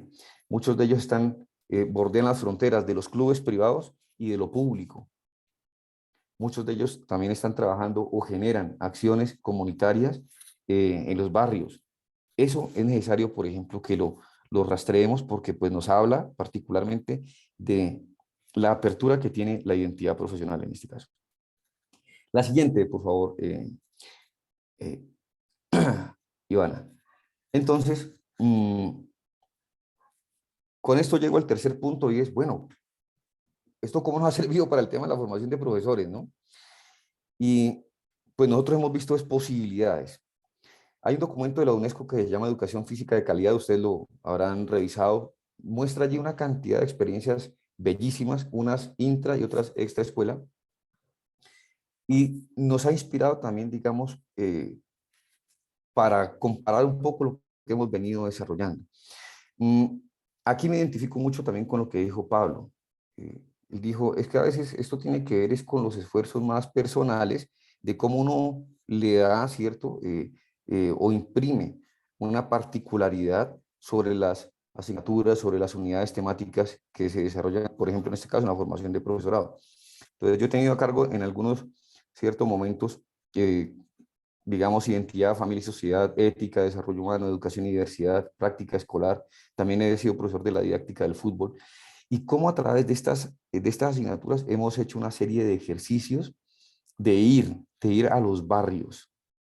Hemos tenido practicantes que han estado en los barrios en escuelitas de formación deportiva, digamos que casi que las configuran ellos, unas ya están conformadas, pero otras las configuran ellos. Reúnen 10 muchachos y con ellos empiezan a desarrollar las prácticas, ¿sí? Pero también hemos, digamos, hecho actividades, pues le decimos, cierto, a los muchachos, vean, escojamos un barrio de la ciudad donde veamos que está como muy complicado el tema, pues sea por temas socioeconómicos, o por, digamos, conflictos, violencia, etcétera, y nos vamos para allá. Y entonces ahora les muestro una fotografía de cómo nos hemos ido a tomar esos espacios y pues la verdad ha sido como gratificante porque nos damos cuenta de una necesidad muy sentida. Nos dicen, no, pues qué bueno que vinieron porque a veces a la gente le da como miedo ir hasta por allá. Esto lo hemos pensado desde los planteamientos particularmente de Max Neff, que tienen que ver con esta propuesta del desarrollo a escala humana. Algunos de ustedes lo habrán escuchado en algún momento. Él plantea, bueno, él falleció en el año 2019, él plantea esta idea básica, ¿cierto?, de que existen unas necesidades humanas fundamentales que han estado presentes en toda la historia de la humanidad, en todas las culturas. Lo que cambia, lo que ha ido cambiando con el tiempo y según cada cultura son los satisfactores, que hemos visto nosotros que ha sido una posibilidad tanto para adentro como por fuera de la escuela. Es que la educación física, el deporte y la recreación se constituyen en satisfactores sinérgicos. No solamente responden a la necesidad humana fundamental del ocio, sino que responden también a la creación y la constitución de la identidad, responden también al afecto, ¿sí? Entonces, miren que por eso, digamos, lo hemos planteado como un satisfactor sinérgico que entonces hace parte del diálogo y de la formación de nuestros estudiantes de la licenciatura, particularmente en educación física, recreación y deporte. ¿Qué otras posibilidades? Los muchachos con esto quedan como en la tarea de pensar cuáles van a ser sus trabajos de grado. Y por ahí derecho entonces empezamos a pulir la idea y decir, bueno, ¿qué quieren hacer? ¿Una práctica pedagógica o quieren hacer un estudio etnográfico o quieren hacer un estudio biográfico narrativo, como lo decía hace un rato Ivana? Las narrativas han empezado a aparecer con más potencia porque nos muestran las trayectorias, por ejemplo, biográficas de los profesores, cómo transitan y cómo mutan desde la formación del pregrado hasta la formación continuada y permanente, ¿sí? Hasta las prácticas mismas que hoy en día desarrollan en las instituciones. Nos muestran también los ciclos de vida profesional que han ido experimentando. Y eso nos da muchos ejemplos para, por ejemplo, ajustar nuestros procesos de formación. ¿Qué les puedo decir? Todo esto ha tenido particularmente pues, muchos efectos en lo que es la hiperespecialización del conocimiento y la distribución del trabajo. Nos damos cuenta de que hay una multiplicidad de oportunidades, que creo que es lo que la naturaleza, lo que convoca esta mesa hoy. Nos ha permitido crear, ¿cierto? También como nuevos lenguajes específicos según cada contexto. Y pues pensar eso para la formación de nuestros muchachos es clave. Y también la apertura interdisciplinaria. Por ahí Pablo estaba planteando un rato eso. Me gustó muchísimo. Hoy en día nosotros creemos que todos estos ejercicios que estamos haciendo lo que nos permiten es dotar de un lenguaje más sofisticado a nuestros muchachos para que puedan entablar un diálogo pues también más técnico con otras áreas del conocimiento, porque nosotros hemos sufrido muchas veces de que como que en educación física a veces y en el deporte pues como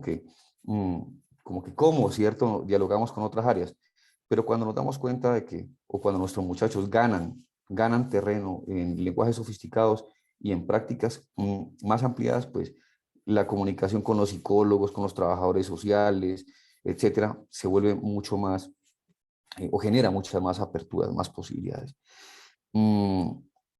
Esto pues tiene implicaciones en la formación de los profesores, todo esto que les he planteado fundamentalmente, ¿cierto? En aspectos pedagógicos, disciplinares, interdisciplinares, y bueno, creo que dejaré hasta ahí nomás porque estoy como pasado el tiempo.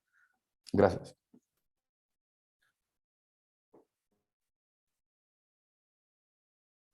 Sí, me pasé el tiempo. Esas son imágenes de, por ejemplo, cuando hemos ido a los sectores, pues como periféricos de la ciudad, con estrategias más de recreación más que de deporte, puras actividades recreativas. Ahí están mis muchachos. Y les llevamos refrigerios y todo el cuento, ¿no? Entonces, eso crea una sensación realmente bella. Listo. Muchas gracias, profe.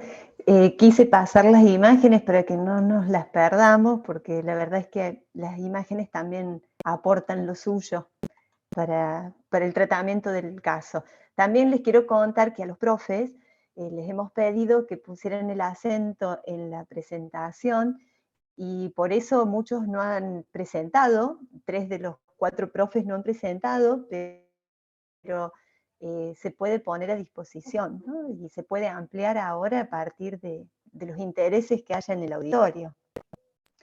Bien, yo les cuento que ahora mientras todos van pensando cómo formular las preguntas, qué dudas van quedando, yo he ido tomando registro y han quedado como muchas cosas muy interesantes, ¿no? Acá ahora estoy abriendo el chat y sí vamos a ir recuperando algunas de estas cosas. En principio, decir, qué interesante poder ver cómo las estructuras, como el espacio, que algunas líneas teóricas la presentan como estructurante de la subjetividad, es también un producto de la propia forma de percibir y de habitar esos espacios que de alguna manera también lo estructuran. Así es que las felicitaciones multiplicadas, y acá Sole hace una pregunta. Dice, dejo una pregunta sobre el espacio público. ¿Es posible identificar algunos atributos que inviten a los ciudadanos y ciudadanas a ocupar el espacio público o la plaza? Su concurrencia es influenciada por cuestiones arquitectónicas, culturales. ¿Qué hay de cada una de ellas? Profe, si estás presente, podés habilitar el micrófono y formular mejor la pregunta o ampliar si tenés ganas.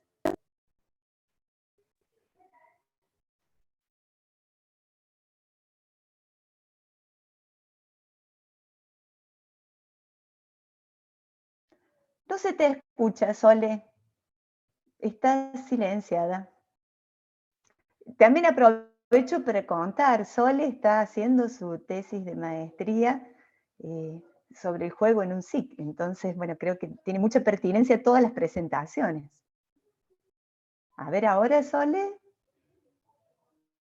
Oh, no funciona su micrófono. No, dice que no funciona el micrófono, pero bueno, mi pregunta creo que iba por ese lado también, si no me equivoco o no entendí mal, porque Ahí, no. creo que... ahí está, dale Sole, dale. Bueno, qué alegría, qué alegría. Perdón, Vero, que te interrumpí. Bien, no, me preguntaba eso, si en esto que habían estado mirando en torno al espacio público, los espacios verdes y las plazas, habían podido identificar algunos atributos, algunas cuestiones que pueden ser o arquitectónicas, culturales, sociales, que invita o que invite a los vecinos, a las vecinas, a la población a asistir a las plazas. Y aprovecho y agrego otra cosita más, se habían podido observar en esos espacios la presencia de niños en sus primeros años, hasta los 5 años, y espacios preparados para recibirlos, o si bien hubiera algún espacio que no estuviera preparado, encontrarlos jugando. ¿Entendió o no? ¿Sí? ¿Sí? Gracias. Sí, claro, Sole. Profes, de los panelistas, el que tenga ganas de contestar a la pregunta, está abierto. ¿Puedo comenzar? No lo ha direccionado ningún profe. Sí, Ileana. Bueno, la idea es que espacios más limpios, más preparados, más cuidados, de alguna manera invitan, ayudan, promueven algunas actividades, pero a pesar de eso no es garantía de que estén ocupados. O sea, las plazas están en su mayor parte del tiempo vacías. ¿Tá? Claro que sí, pongo una hamaca o jueguitos para primera infancia en Brasil sin una sombra, probablemente va a estar vacía la mayor parte del tiempo, porque uno se frita al sol, ¿entendés? Entonces a partir de las 9 de la mañana en algunos lugares no podés estar. Entonces si no hay una sombra, difícilmente va a ser ocupada la mayor parte del día, por ejemplo. Si la arena está sucia, o sea, va a ser más difícil. Si tiene desniveles, como decía Pablo, del lugar o el otro profe de los desniveles de la plaza, y sí, todo eso dificulta la ocupación. Si hay alguien que tiene dificultades de locomover, si no hay, ahora en esta plaza nueva que yo le decía, están tan inteligentes, han puesto toda la mejor estructura y no hay un solo banco.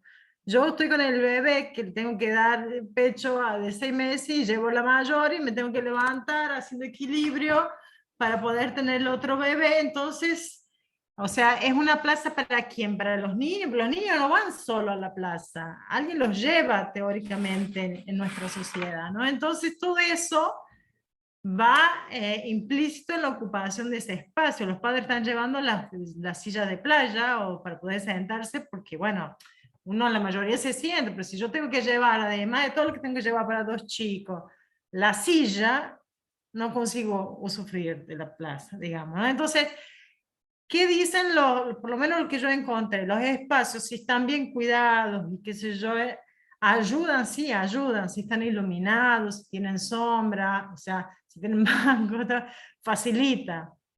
Ahora, vos podés tener la placita espectacular y ella estar totalmente desocupada.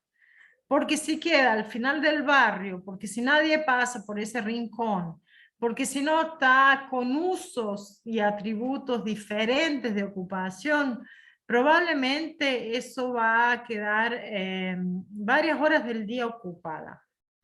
Entonces una plaza que es más céntrica, que está bien cuidada y que queda de pasaje, pero también está el tipo que hace el pururú y después la escuela pasa y hace un picnic, la municipalidad hace una muestra de algo en algún día de la semana, otro horario, después final de tarde la gente va a correr, más tarde otros grupos van a hacer programas de prostitución y qué sé yo, o sea, cuando se va tornando un espacio que no está vacío, es un espacio más saludable, independientemente del horario y del grupo que lo ocupe, y siempre genera movimiento. Lo más peligroso que nosotros tenemos es los lugares vacíos, anónimos, y sin que nadie lo mire. Nada, o sea, es preferible que esté ocupado con gente prostituyéndose o haciendo programas de que esté vacío, ¿no? Entonces, ¿por qué? Porque esos espacios permiten que no sean anónimos y que haya movimiento. Y el movimiento llama movimiento, cuanto más parado está, más parado ese lugar quedará. Y más vamos a necesitar de inversión pública para que sea ocupado ese espacio, ¿no? Entonces, son inversiones de varios tipos, ¿no? La cuestión de la arquitectura ayuda. Si tengo, por ejemplo, solo arena y no diferentes juegos y no tengo canchas, va a dificultar. Si tengo las 3 o 4 cosas, diferentes grupos van a circular ahí. Si hago un espacio donde los pueda soltar los perros sin que vayan para los chicos, o sea, un espacio así, también habrá otro grupo que circulará para soltar los animales y poder usufruir de aquel espacio. O sea, eso es de lo lógico para mí, ¿no? Una plaza la tengo que limpiar, la tengo que mantener, le tengo que cortar el pasto. Eso es a priori. Pero teniendo, a priori es lo obvio que no tenemos, ¿no? Pero bueno, pero cuando lo tenemos, eso solo no garante que ese espacio será ocupado. Por eso, por ejemplo, aquí en Brasil se venden mucho los espacios privados de las plazas en los edificios, y para mí no hace el menor sentido, porque serán espacios que van a vivir vacíos. Si el niño no tiene con quién jugar, tampoco va a ir a la calle, tampoco va a ir al espacio público. O sea, mucho la lógica de lo que Pablo decía, ¿no? Lo interesante es el espacio por sí no va a decir nada, o el lugar por sí no, si no tengo con quién jugar y con compartir aquello, y si las personas no participan de ese momento, ¿no? Entonces, eso dificulta mucho más la ocupación. Por eso no es tan simple que el lugar sea vivo y que tenga eso, ¿no? Lo que yo vi mucho, por ejemplo, la sensación de inseguridad que los padres tenían en algunos espacios, y no era porque se cayera, no era porque se golpeara, era porque eso, no hay nadie, no conozco los vecinos, o tengo miedo que alguien lo secuestre, tengo miedo de drogas, o sea, tengo miedo de lo anónimo, de aquello que no conozco y que puede ser peligroso, ¿no? En esa línea es lo que yo podría decir. Me parece que varias de las presentaciones fueron mostrando pinceladas de eso, ¿no? También. No sé si respondí, Sol, pero creo que... Sí, sí. Ahí me gustaría agregarle algo a lo que dice Ileana, que es la posibilidad de la flexibilidad que brinda el espacio, de transformación por parte de sus habitantes. Digamos, junto con lo que dice Ivana, si el habitante puede transformarlo en función a las necesidades que tiene, va a generar mucha más habitacionalidad, que si no lo puede. Digamos, los espacios estructurados o muy controlados, por lo general también son los menos habitados, porque las personas no pueden realizar las actividades que tienen ganas de hacer, no pueden jugar, digamos, los espacios que están enrejados, por lo general también son los que menos personas van a ir a jugar. También eso me gustaría resaltar, sobre todo.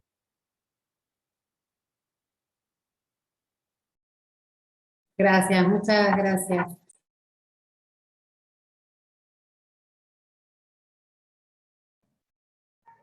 Profes, ¿ya han encontrado, mientras van surgiendo algunas otras interlocuciones, yo quería preguntarles, ¿se han encontrado programas de políticas públicas de las localidades en las que ustedes han hecho sus estudios que atiendan al diseño, no solamente el diseño de los espacios verdes, sino también a la ornamentación, a cómo llenarlos de cosas que inviten a ser usados?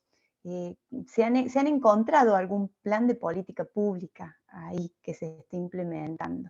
Jesús algo de eso adelantó, pero bueno, me gustaría escucharlos. Sí, para volver a resaltar esto del presupuesto participativo que se produce acá en la ciudad de Río Cuarto, es un programa de política pública que permite que los propios vecinos de la ciudad planteen la modificación del espacio público, de las plazas, de los parques, y eso ha hecho, a simple vista, que sean habitados en masividad, digamos. A partir de la transformación del espacio público por medio del presupuesto participativo se puede ver un cambio abismal en la participación de los ciudadanos en los propios espacios. Bueno, que eso sería la futura investigación que me gustaría realizar, ¿no?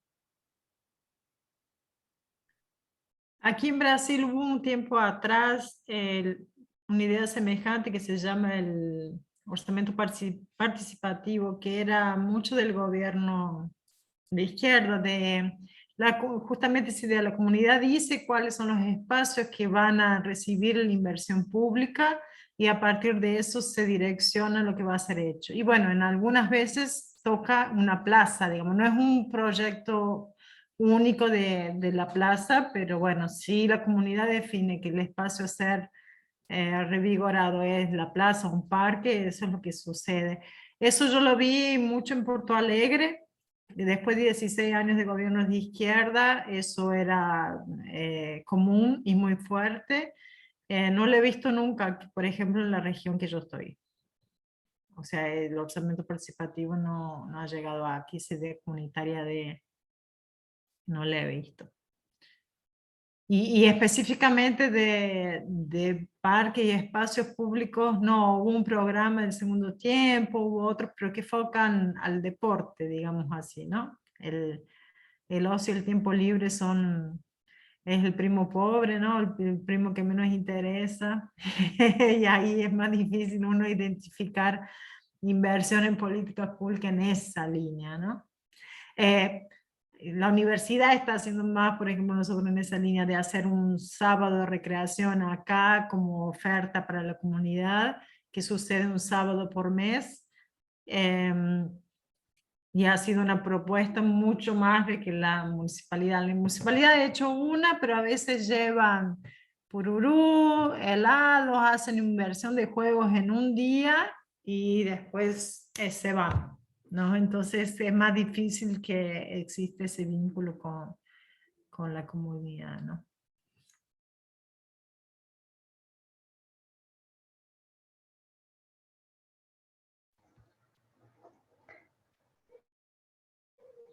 Me he tomado el atrevimiento de organizar algunas palabras. Ah, bien, John, te escuchamos. Sí, no, para un poco ahí ampliar digamos, desde acá, desde la experiencia de nuestra ciudad, les acabo de dejar un link para que puedan observar un video sobre una estrategia que se implementó que se llama DUNT, Deportes Urbanos y Nuevas Tendencias, y ha servido muchísimo, particularmente en uno de los parques. Recuerdan que uno de los estudios que les decía era sobre street workout, que tiene que ver prácticamente con barras, etc. Entonces, uno de los escenarios en el que se hizo el estudio fue el Parque Santa Catarina, que es el que se alcanza a ver en el video, pero también se muestra todo el resto, digamos, como de posibilidades que tiene que ver con skateboard, con para, ¿cómo se llama? Para, se me fue, patinaje, bueno, etcétera. Y es un escenario que le ha servido muchísimo a los jóvenes porque la permanece lleno.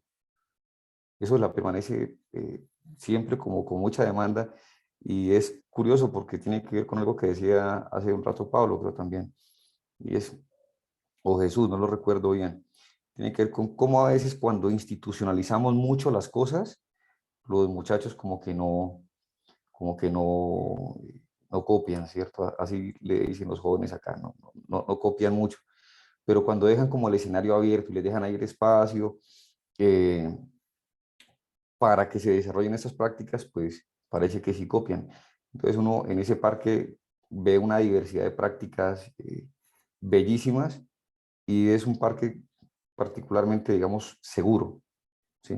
El contexto no es que sea el más seguro, pero en el parque la gente se cuida muchísimo. Entonces les dejo ahí el videito como para que lo puedan ver.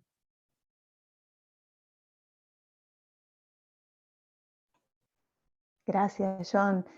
Les quiero contar que ha entrado a la sala el profesor Eduardo Galac, con quien tenemos el gusto de compartir el espacio de educación física de UNIPE, junto al profesor doctor Leonardo Gómez Smith, que es un espacio que ha sido construido y gestionado por el profesor Jorge Gómez.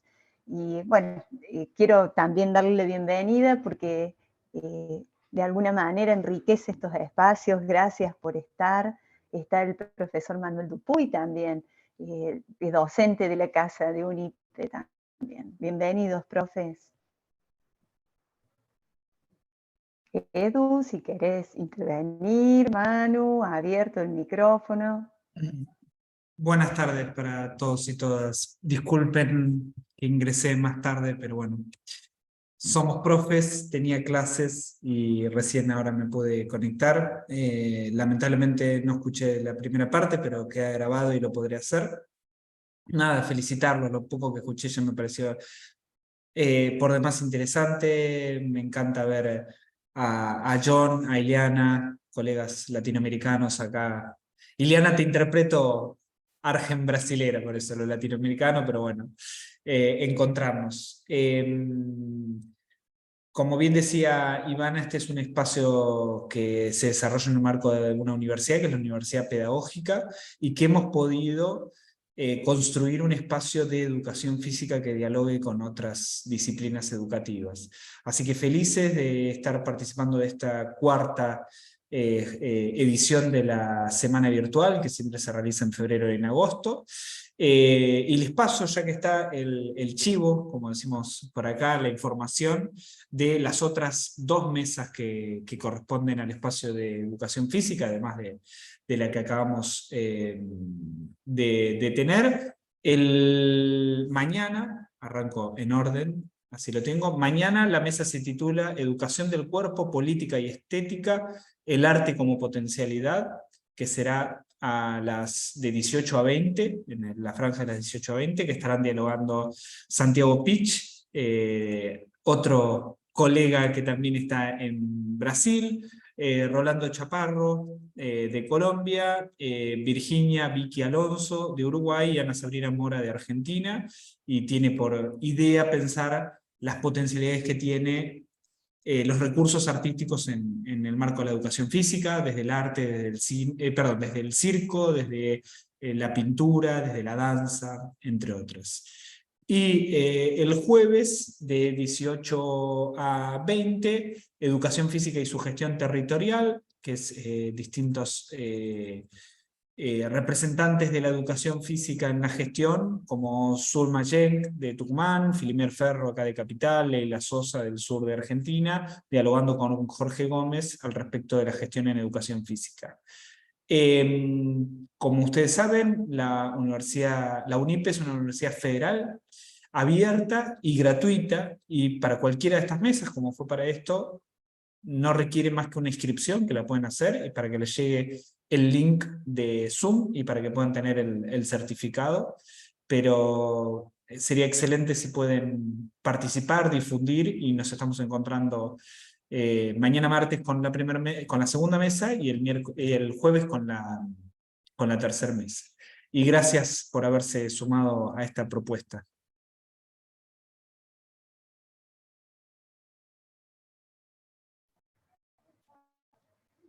Gracias, Edu. Ahí pegué en el chat el enlace para poder inscribirse en las próximas mesas. Bueno, y de manera que ahí les va a llegar por mail el enlace para poder entrar. Lo bueno es encontrarse, creo, ¿no? Y darle entidad a algunas problemáticas que, como dice Walter Brach, la educación física es inútil, pero es inútil porque da visibilidad a cosas invisibles, para tomar palabras de Pablo respecto de los espacios que se queda para estudiar. Y acá le pregunta, ¿no? Porque me tomé el atrevimiento de ordenar algunas palabras como en dos bandos. Y en un equipo tengo ocio, sombra, abrigo, hamaca, invisible, narrativas, espacios verdes, movimiento.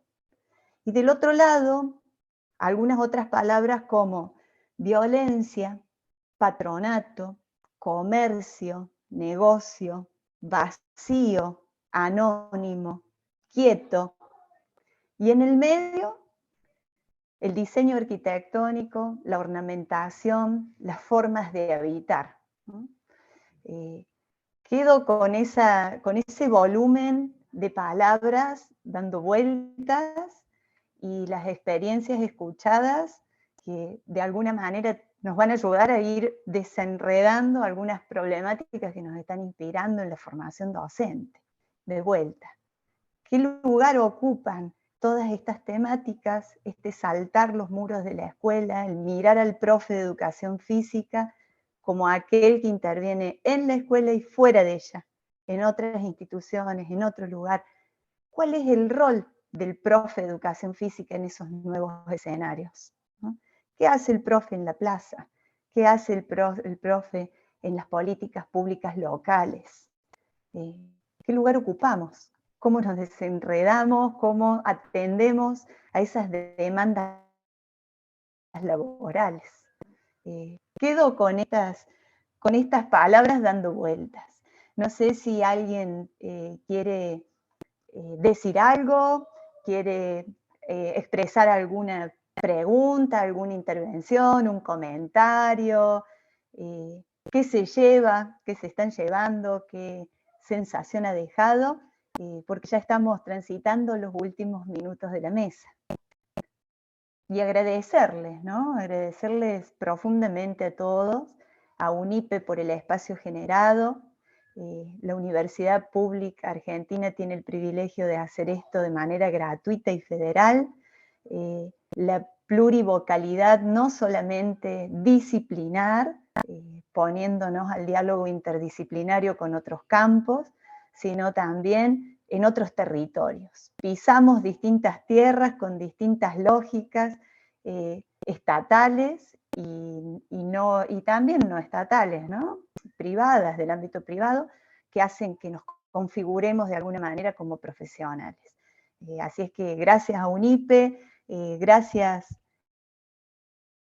a los conferencistas, panelistas, ha sido un gusto escucharlos, y al auditorio en general, porque día de semana, de 3 a 5 de la tarde, es bastante difícil a veces hacerse el lugar para participar de la formación permanente, y sin embargo acá estamos.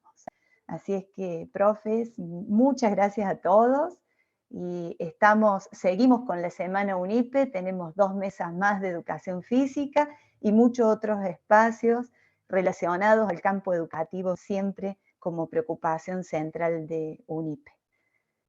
Yo daría por cerrada acá en este momento la mesa, aunque sé que quedan muchas percepciones, ¿no? Muchas cosas y Ivana, muchas ganas de decir y de compartir. Sí. Ivana, no, yo quiero pues, agradecerles muchísimo a propósito de que ahorita ya entró Eduardo, mm, por la invitación. Creo que soy el único, digamos, colombiano en esta mesa, pero me quedo con una, digamos, con esa idea de que nosotros deberíamos también generar esa discusión acá, porque como se los contaba hace un rato, pues tenemos una cantidad de escenarios que no los estamos tal vez rastreando con la categoría, por ejemplo, espacios públicos, ¿sí? Han estado más bien como eh, anclados en el análisis de otras categorías, la identidad en los jóvenes, el campesinado, como los decía hace un rato, pero pensar ya específicamente espacios públicos es un desafío que tenemos y que es un aprendizaje que me llevo de esta mesa, y por lo cual pues también quiero agradecerles muchísimo. Además que esto lo que nos está, cuando tú dices pisar distintas tierras, efectivamente nos está convocando a la reconfiguración de esa identidad profesional, ¿no? Que nos pone en la lógica también de repensar las prácticas y por supuesto la formación de nuestros estudiantes tanto de pregrado como de posgrado. Así que muchas gracias a ustedes por generar estos espacios desde su eh, muy querida universidad UNIPE. Gracias, profe John. Aprovecho para compartir una preocupación llegada desde Medellín, precisamente para apoyar la realización de Expo Motricidad, que es un evento internacional de educación física de nuestra Latinoamérica, que realmente es un privilegio que se pueda contar con ella y que está necesitando que adheramos, que de alguna manera sumemos argumentos para que pueda seguir realizándose, ¿no? Más que nada porque eso implica inversión en educación, en producción de conocimiento del campo de la educación física. Aprovecho para compartir esa preocupación, que también son tiempos difíciles para el contexto latinoamericano, de mucha turbulencia, que de alguna manera dialoga con las decisiones que se van tomando en los espacios. Bueno, profes, ¿alguien más quiere compartir un cierre? Si no, ya vamos dando. Quería comentar que tanto en las poblaciones más vulnerables como las que no, apareció la reflexión de los compañeros de hablar de la narrativa de los profesores para pensar su práctica, ¿no? Me parece un punto que todos de alguna manera fueron levantando. John levantó eso, con el público, con el internato surgió, junto con el Río Cuarto, con Pablo surgió cuando él dice mucho, bueno, volví al lugar que había salido y busqué una forma de volver, o sea, de ir pensando en propia práctica. Él no lo habló, pero lo relató en su experiencia de la investigación, ¿no? Entonces me llamó la atención esa posibilidad, ¿no? De que la narrativa apareció, o el relato del profesor, en el ser profesor y pensar su propia práctica, ha aparecido de alguna manera atravesado en todos los trabajos, ¿no? Parece que es un punto en común. Y aprovechar también de agradecer la invitación de poder intercambiar, hablar de algunas impresiones rápidamente con los compañeros y bueno, agradecerle a Iván y a Eduardo por por más una tarde de trabajo.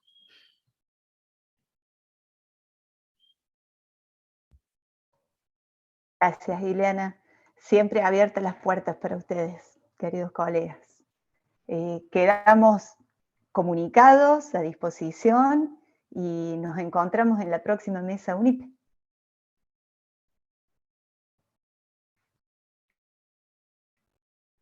Bueno, yo veo que nadie se va, ¿viste? Todo el mundo, y todos nos quedamos. Como No, con porque ganas de vos seguir también charlando. estabas grabando, Ivana, ¿no? Era que no tenés que cortar la grabación, la transmisión, para a veces Acá la en este transmisión preciso para otro lugar.